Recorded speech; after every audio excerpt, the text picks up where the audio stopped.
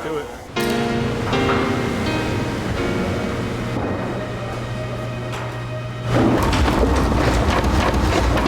My father never really wanted me to get into the business, but I always had a passion for it. I always had a passion. My father would be really upset if he knew I was working in the back here packing orders and stuff. Because that is not what he wanted. This is not the life that he wanted for his kid. Actually, in my younger days, it was something I'd wanted to avoid. It grew on me. My outlook changed over the years.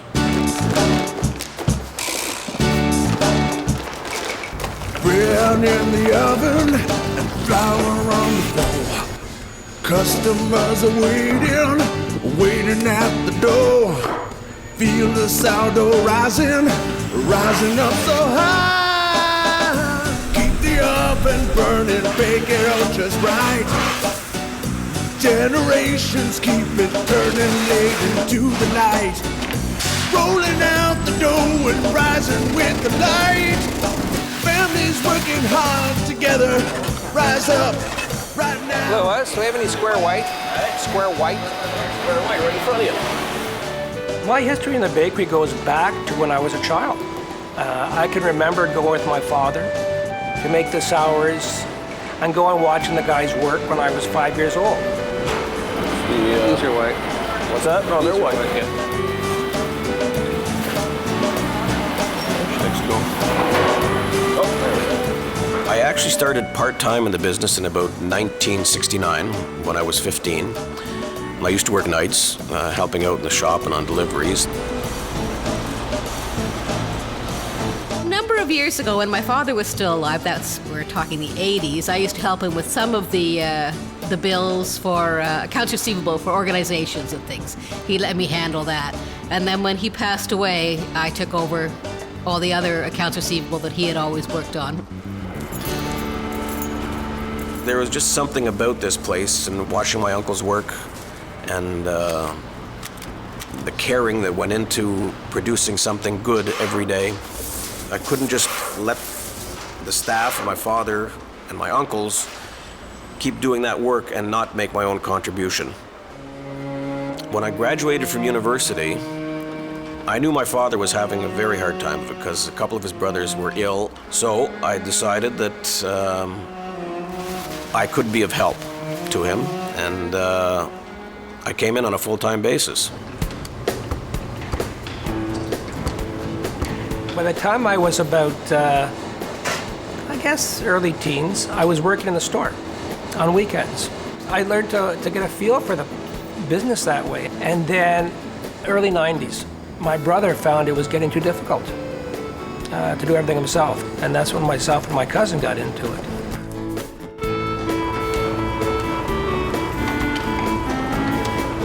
Generally on Fridays, it tends to be our busiest day because we don't bake Saturday.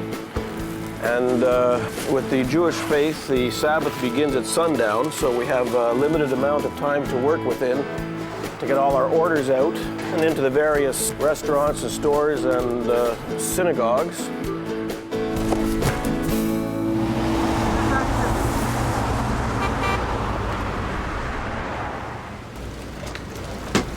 What goes on here on Bank Street is we make all the bread and rolls here.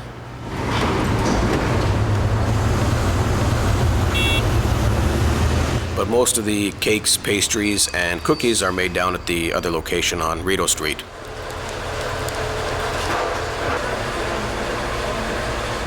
We moved here about 1965, and fundamentally it's remained basically the same. We have all the pastries along the edge in the fridges. The bread is still in the same location.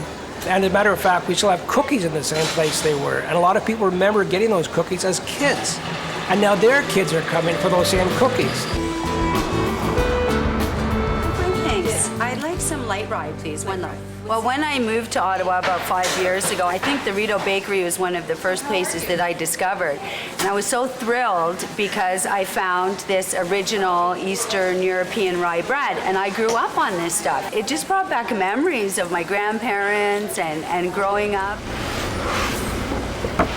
Our bread has traveled all around the world. People love to come in and tell us, oh, we're taking the bread to Hong Kong, or we're going to Australia and taking bread, or the guys that are going camping, oh, we're taking bread on our camping trip, Our bread has been to the East Coast, the West Coast, Florida, South America, and the Great Wall of China.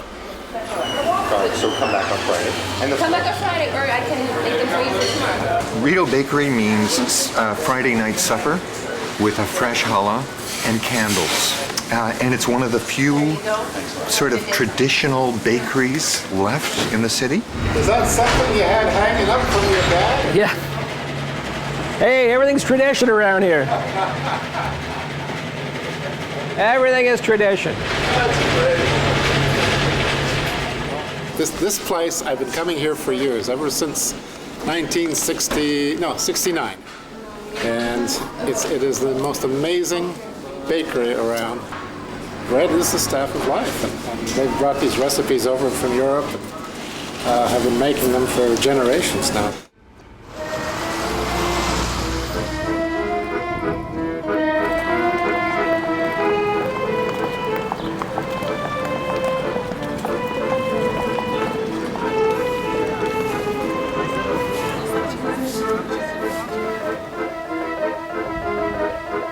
The bakery really started back at the early 1900s with my great-grandmother, Rivka Kardish.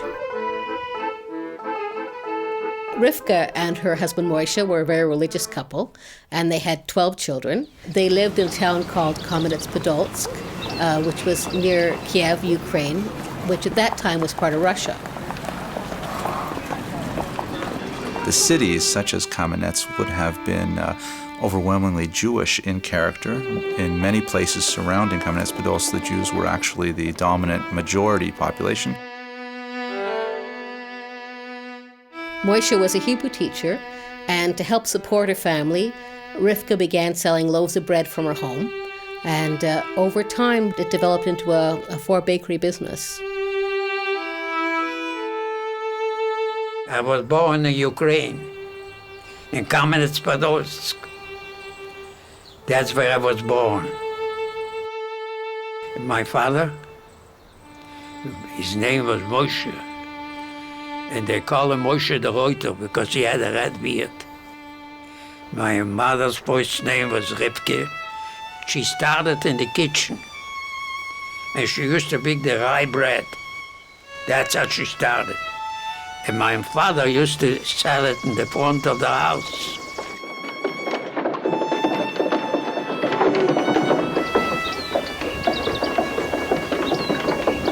Ідіть сюди.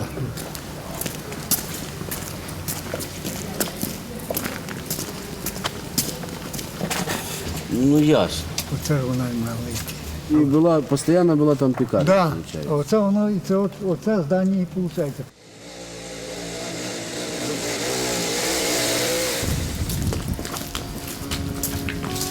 Видите, то, что делается. Монолит. Аж зараз обвалюється потолок. Ось туди, до того здання. Це була основна пікарня.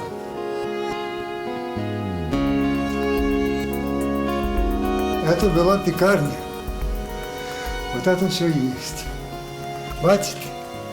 Вот это все.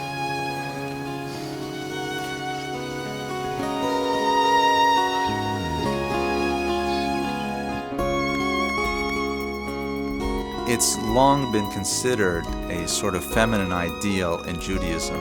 The perfect wife is a woman who is, to use the phrase in Proverbs, a woman of valor. Especially in the 19th century in Eastern Europe, there was an ideal of having a wife who could manage the family finances, who would be the principal breadwinner, freeing up her husband to engage exclusively in the study of the great religious texts.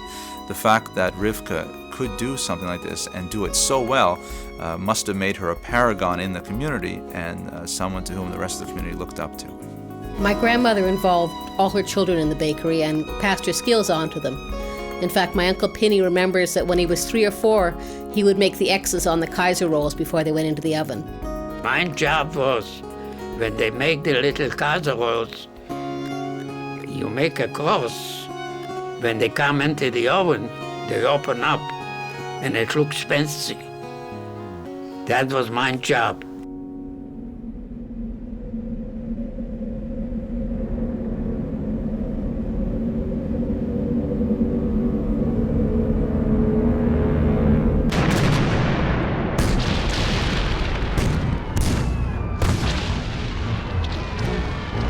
The last decade of the 19th century and the first 2 decades of the 20th century were ones of great confusion for Jews in Eastern Europe. Kamenets-Podolsk was attacked at least a dozen times between 1917 and 1920. A tremendous amount of property damage, rape, and some loss of life as well. After the pogroms subsided, these pogroms is the term used for these kind of attacks on civilian populations, the region was ceded to the Red Army and it became officially part of the Ukrainian Soviet Socialist Republic, which was controlled by Moscow. Once the Bolsheviks took power, they took control over almost everything that was produced in the bakery and leaving very little for the family. And worst of all, in 1914, at the age of 54, Moishe was beaten very badly when he caught some men trying to steal some bread, and he died from that. When war communism was imposed, the business was officially nationalized at that point, and Rivka most likely stayed on, hoping that this too would pass and she would be able to one day regain control of the business. You helped the poor people. God forbid you couldn't take a bread. You couldn't steal a bread. You would go to jail if you steal a bread, because you worked for the government. When you finish baking it, it gets crispy. So my mother used to say, throw it against the wall, and the crisps fell down. And she used to sweep the floor and give it to the poor people, and they used to make soup out of that. Her rather subversive act of cutting off the ends of the bread to share with the poor of the city was not only something that placed her at great risk with the Soviet authorities and could have caused her to lose even the small control that she had over her business, but it was also something that clearly was a religious vocation for her. It is, for example, a mitzvah, a religious commandment, to give 1/10 of one's income to the poor, despite the communist restrictions. Rivka and her older children could see that life did not look good for Jews in Russia in the future, and they were right. So they started making plans for a future in North America. The family exodus from Russia began in the 1920s. Her sons, Abi and David, came to Canada in 1926 and made their way to Ottawa. It must have been really heartbreaking for her to see her family splitting up, some leaving for North America and some staying behind. She didn't know if she would ever see again the ones that stayed behind in Kamenets-Podolsk. Rivka's surviving family in Eastern Europe were most likely killed by the Einsatzgruppen, which were the mobile killing squads of the Nazis. 2 divisions of Einsatzgruppen extended down into Ukrainian territory, walking through these smaller communities and gathering up the Jews and shooting them at ravines or pits outside of town. My sisters and my brothers and their children, the Nazis killed. They killed their whole family.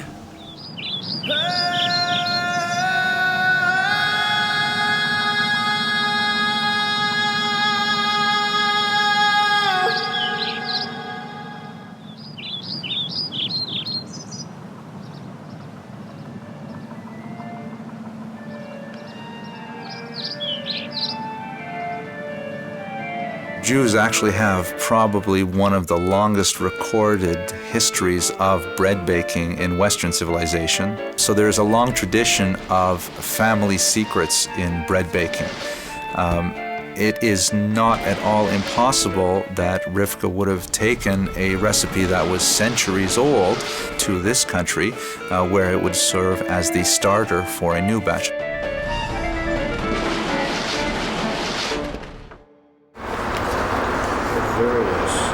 These are just my draft on my printer. I think it looks really sharp, and I think it's going to attract people's eyes. I think it speaks to the logo tradition and The logo speaks to that. And that it's a family-owned business. Yeah, I think we finish these off. Oh no, we need for guts. Okay, no more. Essentially, my job, pretty much any and everything that needs to be done. The accounting, bookkeeping, payroll, orders to be filled, ordering ingredients. They'll have separate labels, for your cakes where you have the barcodes on the bottom. I guess I'm the family historian, and I also work here at the bakery with my brothers, David and Lewis. I pack some orders, and I do the bookkeeping, and I do whatever comes up. My job at the bakery I view as more or less a supporter. I kind of support everybody in what they do. I do everything everybody else does, including sweeping floors and cleaning bathrooms. You do everything. Nature of the business. I own the bakery with my brother Lewis. We did have a partner, a cousin of mine, who passed away about 5 years ago. Bear was a really interesting guy. He had a passion for the bakery business, and he's told a story about when he was doing his bar exams. He was sitting studying and just threw his arms and says, all I wanted to do was be a baker in the first place. David came to work every day, virtually until almost to the day he died. Even the last couple of weeks, we got a wheelchair for him to be there, and he wanted to be there. We all grew up at our father's knees, so to speak, in the bakery. And it just becomes part of you. It just, I don't know, just a generational thing. Oh, everybody's in a race today. The new guy can't do more than me. Oh, no! In a business like this, which is very reliant on a lot of handmade stuff, it's finding good qualified staff. The art of the baker, unfortunately, is disappearing. I think of Max and Ivan coming as young boys from Yugoslavia, 18, 19 years old, and working in the old bakery. There was no ventilation, and it was hot. And they were there, and they were slugging out every day. When I started, I was 19 years old, and I started from sweeping the floor all the way up to run the bakery. And make the sour, make the doughs, and bake it. We never cared how many hours we put in, because we felt like a family here. Myself and Max, they took us in as a brother, as a family. Just it's too bad we had to quit. We had to retire.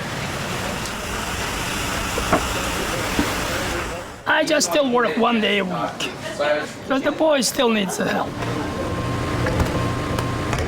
I'm actually a scaler here. I scale most of the dough out and make sure it's the proper weights and everything like that. When I was working at Tim Hortons, I found that it didn't take the intelligence that it does here. Like everything was pre-mixed, you just threw it in a mixer, turned it on and walked away. As to where here, everything's got to be weighed and all the different flours are weighed and everything's just a completely different system. I work in here 10 years now. I do most of the fancy stuff, all the fancy cakes. I do all the mixing and baking. The people are nice, they help a lot. I don't have to ask them to help. They know what they have to do and they do it right away. Bread in the oven and flour on the floor. Customers are waiting at the door. Feel the sourdough rising up so high. lot of the breads that we make here are the rye bread, the pumpernickel, dark rye, corn rye, it's the twist, the egg breads, raisin breads. A lot of them are still the same way that my grandmother made them in the early 1900s. One statistic of the few that I keep and that I like to share with people is that we go through about 27,000 pounds of flour a week. As I don't think people fully appreciate what goes into making that one little pound or pound and a half loaf of bread that they buy in the store. The work that I'm involved in right now with the nutritional labeling is to comply with the government regulations for food products. So it's a matter of finding out all the information that goes into them, so having all the recipes, which is tricky because some things are not written down. We've had some staff around a long time and they just do things because they know how to do them. It's like half an ounce of throw some in, and if you need a little extra, throw a little extra. Anyhow, so it's interesting trying to come up with the recipes. I've had to send our rye bread off for actual lab analysis. So you'll give us the recipe? No. We'll give you the bread, but not the recipe. What we do is we make what they call a sour, which is then used as a starter in the bread. We don't need any sugar because we have no yeast. We don't put any oils or fats into it, and therefore you get a better quality of bread, which is good to eat. That really is what lies behind it. According to what I'm told, since I've started, the sourdough has been going for over 50 years, and that completely changes the taste of the rye bread because it's been going for so long. And I think a lot of it has to do with the cornmeal and the boards, and it adds a taste to the bread that the pans can't give it. All of that bread that you see here is very tricky to make. The dough has its prime, and if you don't have it done at the right time, your bread is not the quality that you're supposed to have. It's not the size, and the taste is not the same. That's why when you start working on a job like that, you got to make sure that you time everything. Like, it's the traditional way of preparing it, and I don't believe, to my knowledge, that anybody does it like that anymore.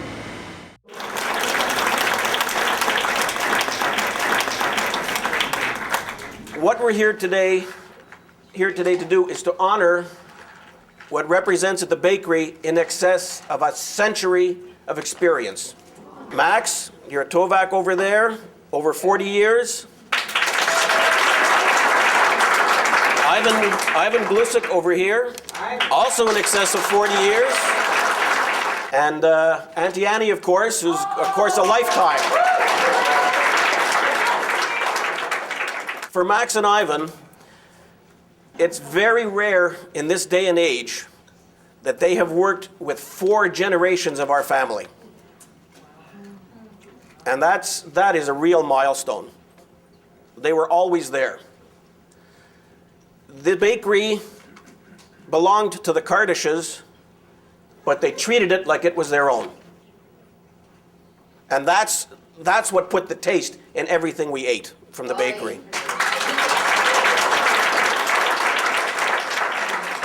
Annie started in the bakery the year before I did, actually, full-time, which was in '77.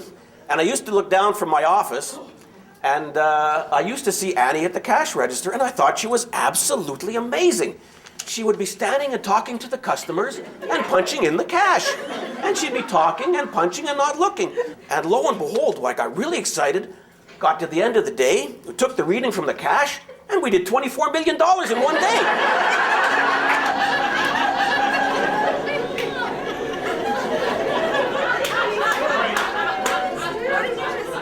For Annie and Max and Ivan, thank you. We love you all. And thank you for what you've done. Okay, and we have Rabbi Volkin here.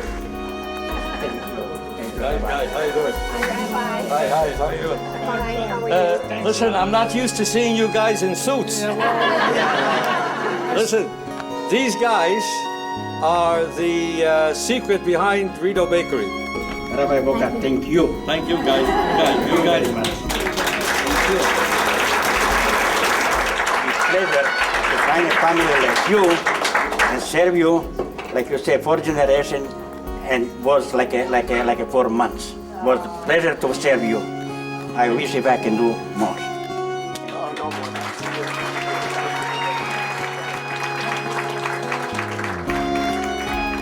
I'm not a speaking person, but I really would like to thank you, Kardish family, for accepting me into their family. Especially Mrs. Shirley Kardish and Izzy Kardish. They always made my family feel part of their family. This is a... We spent a lifetime together. Yeah, thank you.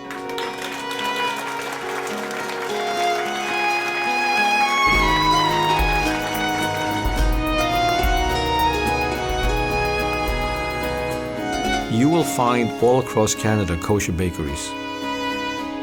They abound in all of the major cities where you have a large Jewish population. Rideau Bakery is the only kosher bakery that is a preeminent bakery for the entire city. Our clientele in the bakery, it's varied.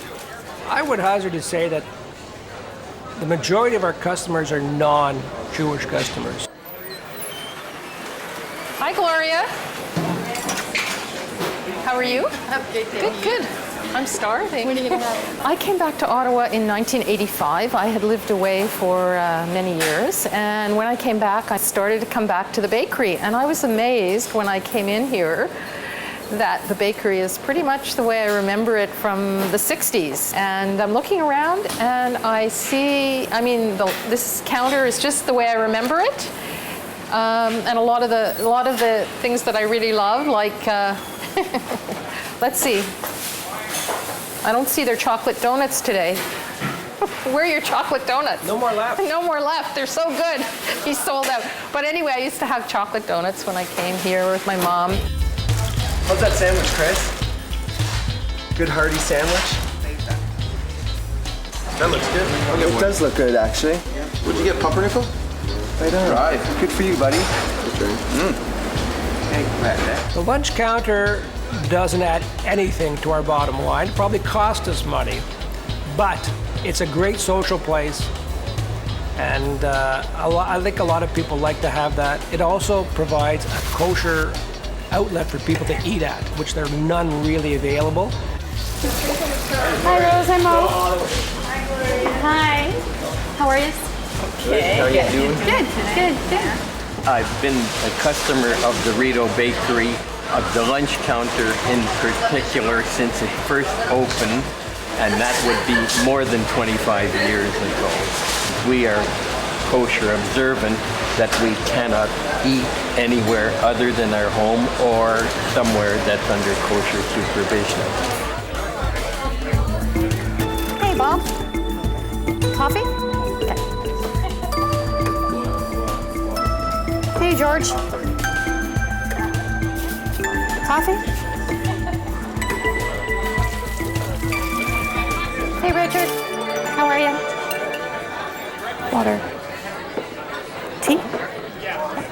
Gloria, what did Daniel say to you when he used to come in? Oh, I'll have my usual, you know what I mean, eh, Gloria? You see what I mean? What was his usual, Gloria? Tuna. Her name says it all, Gloria. No, she's very special, and I think, there was a period of time when Gloria left the lunch counter and took a job somewhere else, and we were all literally in mourning. This is the story, Gloria's story. Isn't that true, David? Definitely. The place went down. Absolutely, people were coming for lunch here. Why did it go down? Because Gloria left. She was gone for what, a year, 2? Yeah, then she realized the error of her ways. No. He begged her to come back to get this place going, and she finally came. And the place is terrific. But the best lunch counter going around. Have a good one, David. Take care. We'll see you later.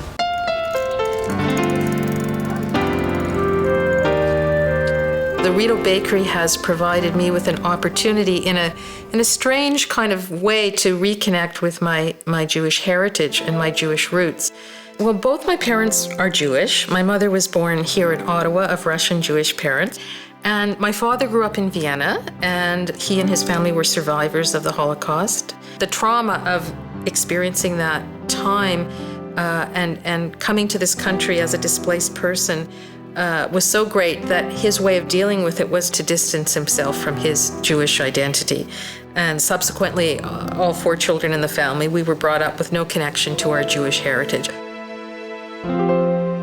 I actually didn't find out that I was Jewish until I was in high school. It was a model on the English public school, and you went to chapel every day and said prayers before class. And the first week I was there, one girl came up to me and said, "You don't have to go, you're Jewish." And I didn't know what that meant. I was amazing. I was 14. You both went with Rabbi Garten to Israel? Yes. How was your trip? It's great. I always felt and I always knew that there was something else about my identity that I wanted to know about, but it was really a taboo topic. So in a way, my efforts to reconnect with my Jewish heritage have been very difficult because it was a secret. Just by going to the Rideau Bakery, and sitting at the kosher lunch counter and eating the food and meeting other people there, I feel a connection to the community. It's like home, right? It's better than home. I think we all need to feel a sense of connection, a historical connection.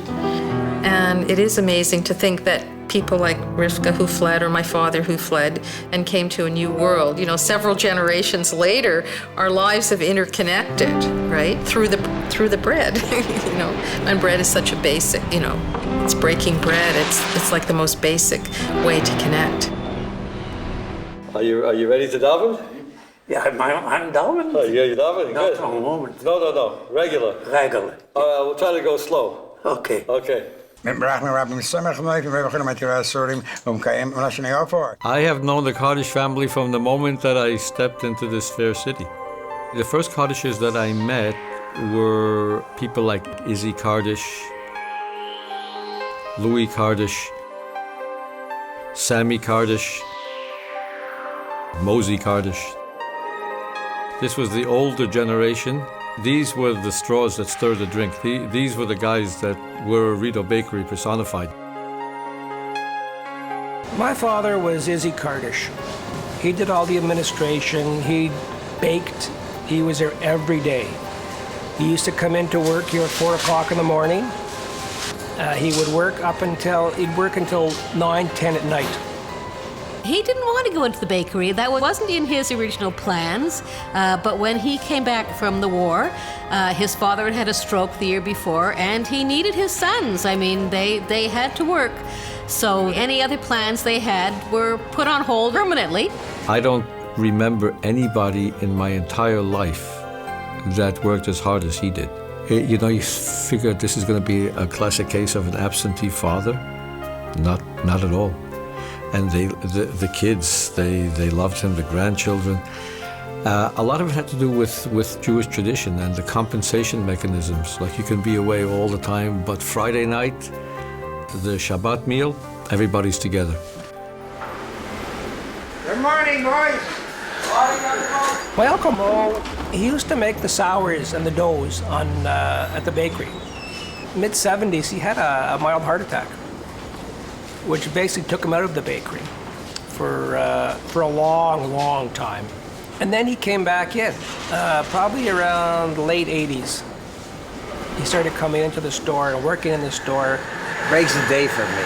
I'm all alone since my wife died. And he helps to put the stuffed bread out and the other products out, and he makes sure the girls do all the work and put the stuff out also, and he's always on. I don't know why they call me Uncle Mo. Maybe they like me, I don't know. I'm an old man already. Oh, no, I taught her nice words. So just none of the bad words. Papagei.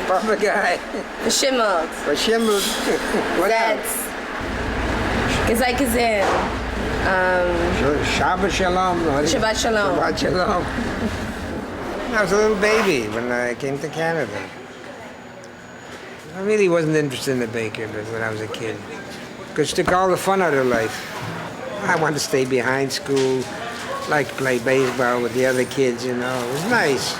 As soon as the bell rang like that, we had to run to the bakery. That's why I'm not a scholar. Scholar I can be. I don't like the baking business. I never did like it. I was like forced into it. All I did was tough life. That's all. It was tough. It was hard. But we didn't feel it, you know. It was just hard work. We didn't feel it.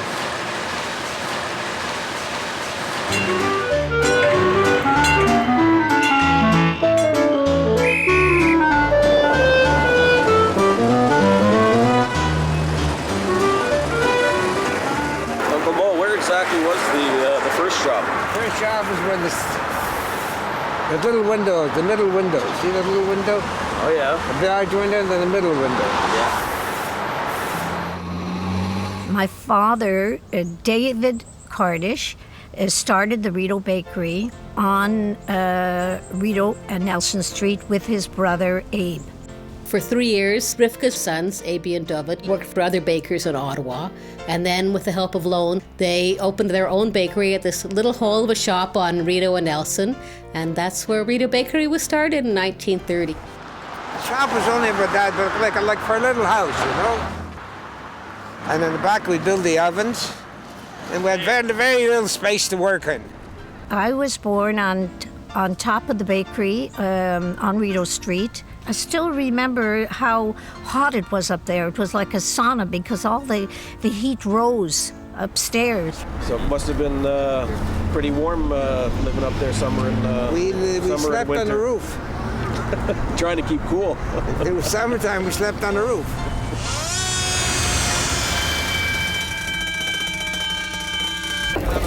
In 1946, the bakery caught fire and it was completely destroyed. One of the other stores started burning. That's right. And the bakery went with it. That's right. It was all wood. Everything was a wooden wood. building. Tinder Everything box. was wood, dry wood. Aby and David managed to find a location on Clarence Street where the bakery stayed there for another 20 years. I think the entrance to the bakery probably would have been right around here. Right about here, yeah. It probably would have been just about right here. And that's about... You went right through almost the what race yeah, when the bakery used to be. When the bakery was on Clarence Street, which is back, like I said, actually when my first involvement with the bakery, I used to start about 8 o'clock at night and go out with a driver to make deliveries around the city to some places that were still open at those ungodly hours. And I used to have a big cat in the bakery. The cat used to greet me every morning. Lots of mice. It was an old wooden building, and it had an enormous amount of character to it. Yeah, those ovens used to go back 12, 15 feet, and you'd have to put 4 or 5 bread on what's called an oven wheel. Power. And you have to actually all the, put way the to bread the back to get it shooting taken all the out. way to the back and take it out and move them around because of the difference in the heat, and that was quite the job. It had an enormous amount of character to it. There was just the certain smell to the place beyond just the bread itself. Oh, I remember the Clarence Bakery very clearly because in the trajectory of my walk to the synagogue, invariably we went by there and we snuck a smell, because it was really invigorating to smell the bread being baked. It was a hard life, very hard life back then. In the olden days, it was like a lot of schwitz work from what I remember. In other words, a lot of, you still have a little bit of the human touch of rolling it. The last day was just a normal working day. Oh, they took over, the bakery. government took over, they expropriated, made low housing, see? That's what they put up. We had to get out. We didn't get any extra for the building. Yeah. It was just a normal, last day was just a normal working day. Yeah, and the boys, the only thing different was they had a little bit of schnapps at the end of the day. That's all. Sadeh l'chaim, which is, in Hebrew means to life, and we moved on from there.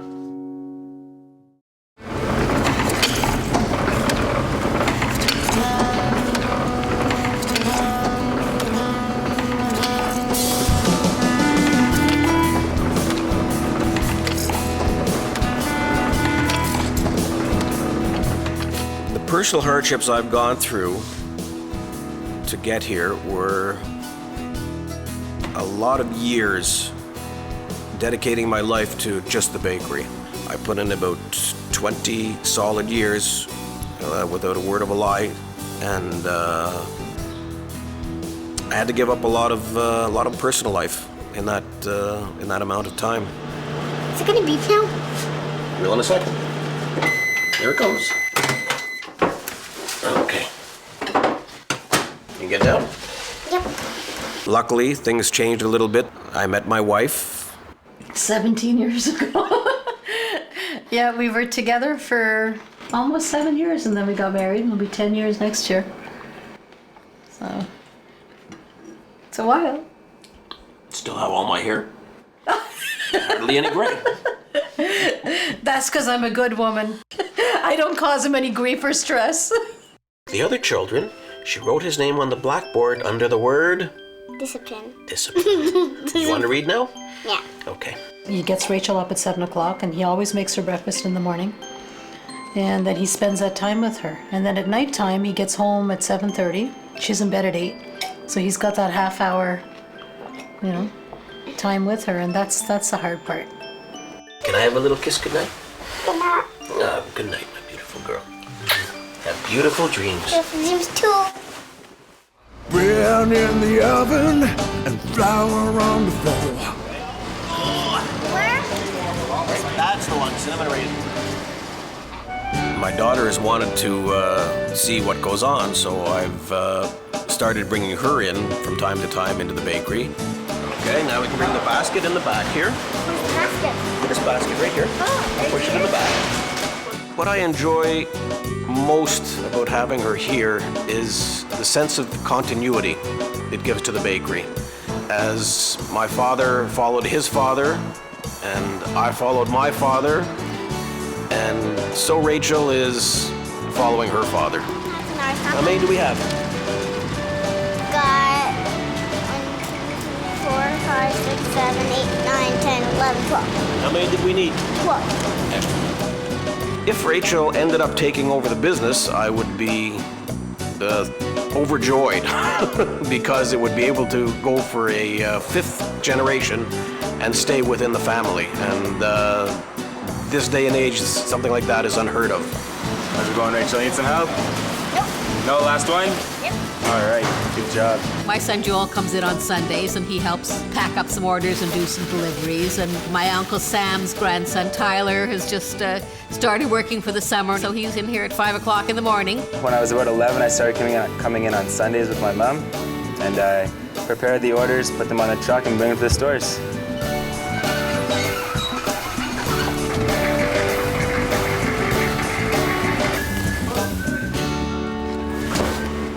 Wow.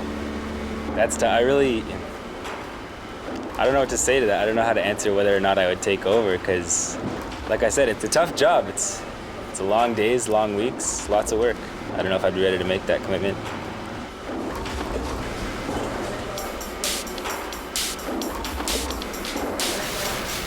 Bagging bread, that's what I do for about 7.5 hours. So it can get pretty boring, but you get used to it. You get the calluses on your fingers and everything, but it's part of the business. This is what my grandfather and all of my cousins had to go through.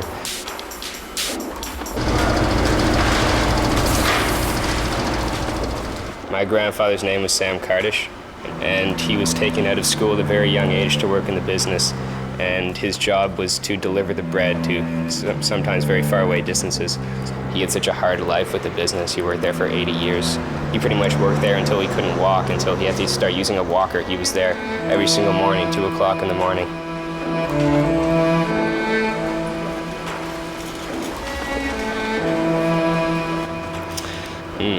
I don't know, that's a good question.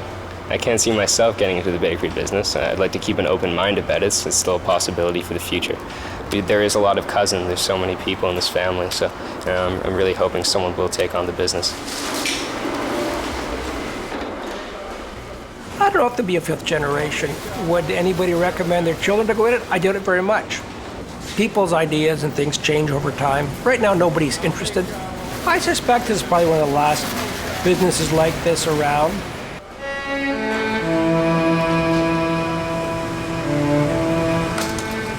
If anybody else running the bakery, I fear that we would lose the Cardish ingredient. That's the unwritten ingredient in the bread, which is the Cardish feeling, because they put all that they had into making the bread. You lose the family flavor. It's a whole experience that'll be lost.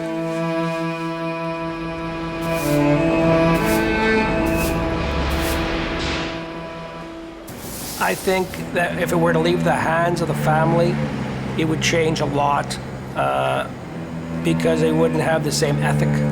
I would really hate to see that legacy go. It would hurt. It would hurt.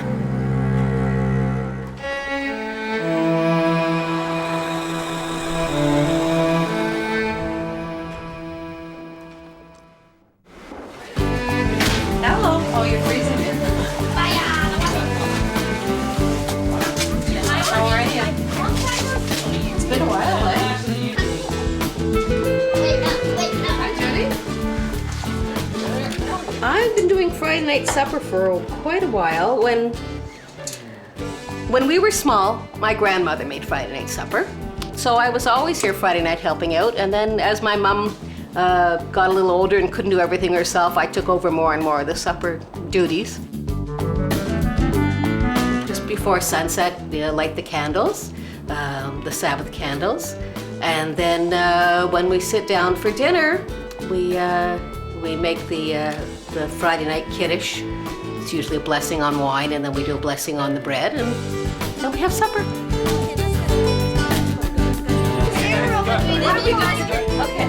How about we even this out?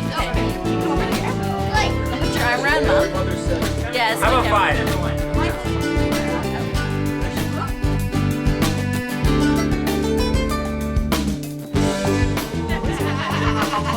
Smile.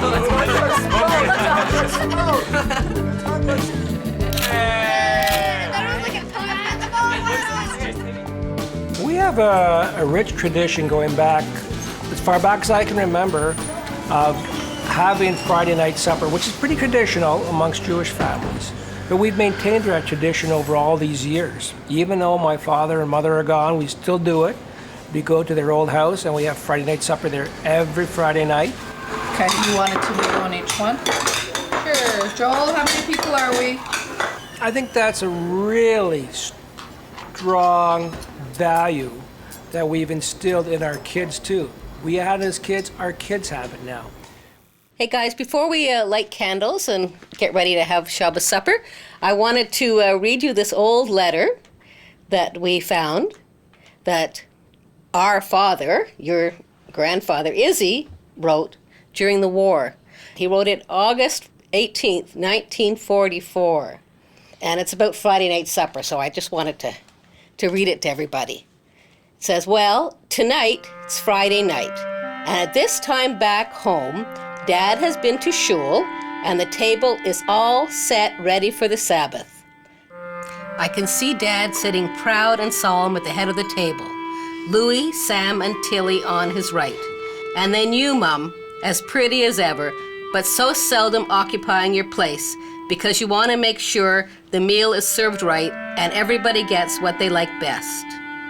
The menu, I bet, is still the same as what it used to be, and boy, what I wouldn't give to be sitting in on it now.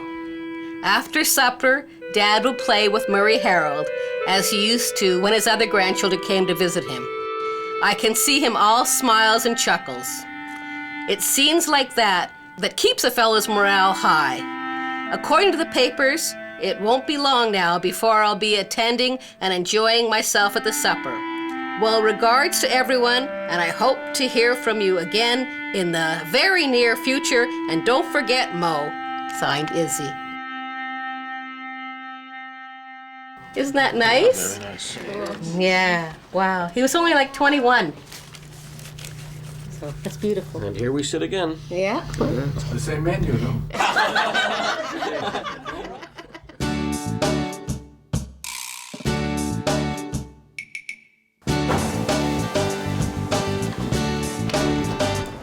There's bread in the oven and flour on the floor. Customers are waiting at the door. Feel the sourdough rising up so high. burning, bake it out just right.